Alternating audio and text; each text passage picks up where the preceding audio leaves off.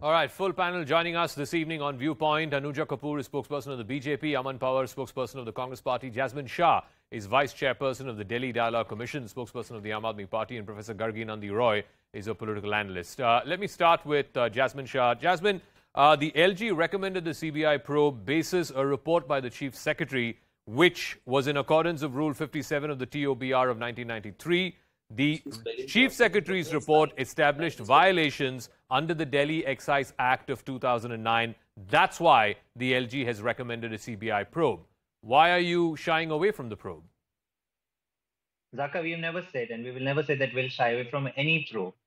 Ever since Aam Aadmi Party has been in power, 150 cases have been filed against MLAs of Aam Aadmi Party and the ministers of Aam Aadmi Party. CBI raids have happened. ED raids have happened. Many of them alleged corruption. 400 files were called, if you remember, by the Shunglu Committee in 2016. Not in one of this instance has any conviction been made. And, the intensity of these arrests, the intensity of these allegations have more than doubled after the Aam Aadmi Party's victory in Punjab and the growing graph of Arvind Kejriwal across India. Today, if you go and attend, anybody sees our rallies in Gujarat, it's giving shivers down the spine of the Bharatiya Janata Party. If you see Himachal Pradesh, you see a similar scene. So the intention here of the BJP, we need to understand, is very clear. They cannot tolerate Arvind Kejriwal doing good work, creating a model that people today across India are aspiring to. They first started by saying Congress Mukt Bharat. Today, they have decided that Aam Aadmi Party is the only threat in front of BJP. Nobody is happy with BJP and Narendra Modi.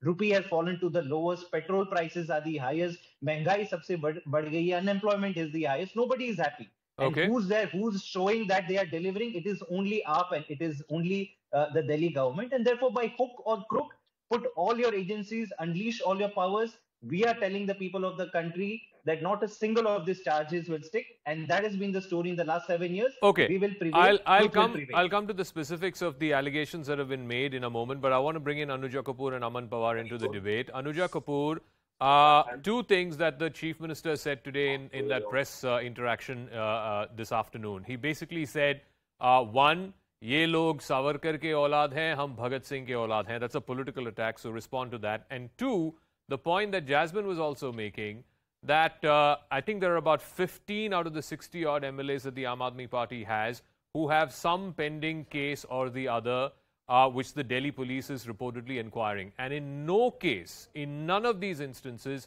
has there been a conviction of any of these MLAs. To start with, Zakaji, I would put it forward that is a very shameful statement given by Kejriwalji of the stature as a CM. And D meaning Bhagat Singh ji, and D meaning Mahatma Gandhi, and D meaning all the other leaders, just for his own political vendetta. They are the fathers, and he believed in all of this. And he knows that whenever he needs to use it, he will use it from the ground.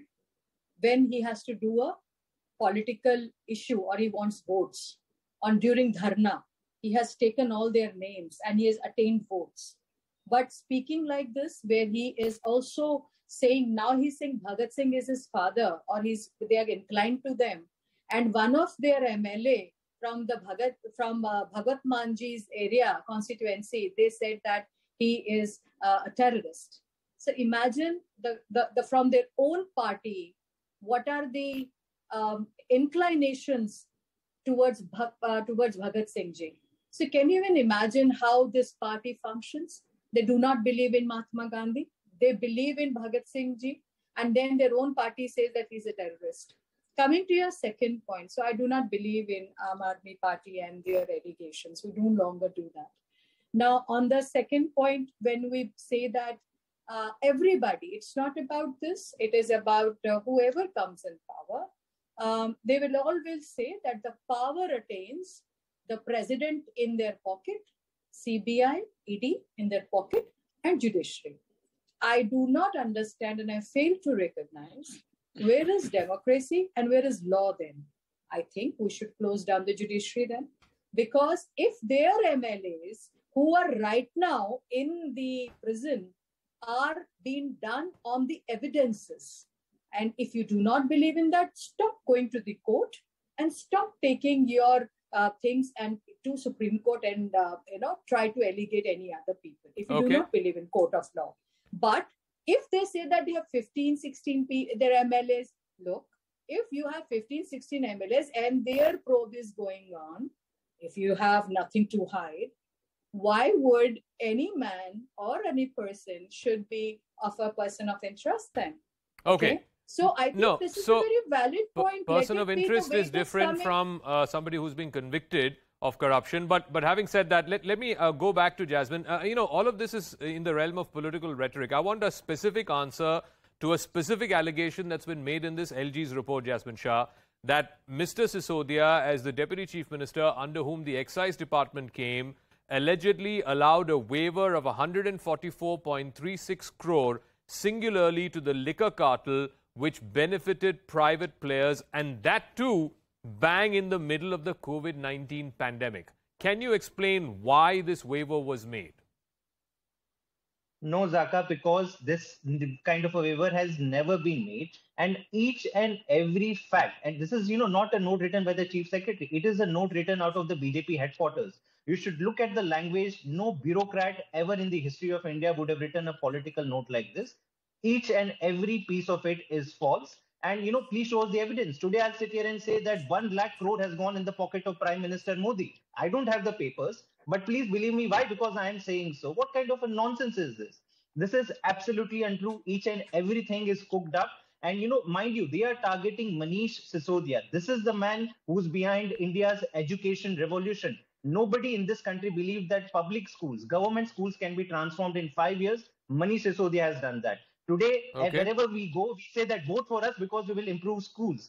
They want to attack at the heart of AAP's governance model. And that is why first they arrested Satyendra Jain. They've now arrested Manish Sisodia. We have faith in judiciary. Judiciary has stood by us all these years. And that is where the truth will prevail. Okay. The justice will happen in the courts. Let me go to Aman. Let me go to Aman Pawar. Aman, the point that Jasmine made, I think the Chief Minister also made that in his comments in the afternoon.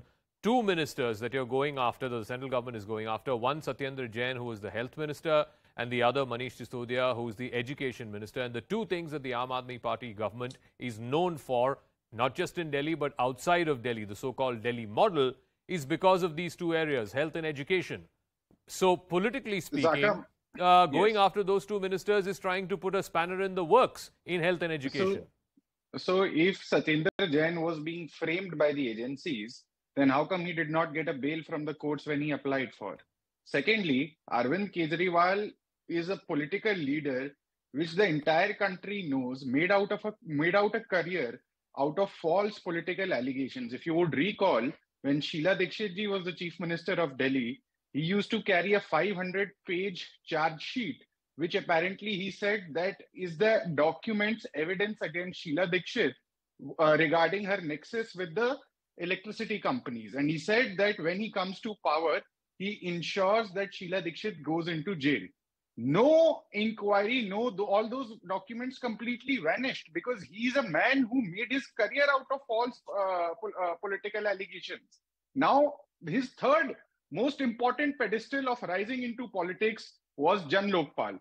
Today, it has been 8 years that Arvind Kejriwal has been ruling Delhi, rather 9 years, and Delhi does not have a Jan Lokpal.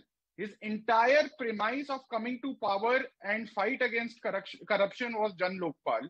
And he has not at all, worked on that particular agency. That agency does not exist in Delhi. So there is no, evidence. There is no inquiry that can take place with respect to corruption of Delhi government officials and their ministers because there is no Lokpal. So obviously, there is an anti-corruption bureau.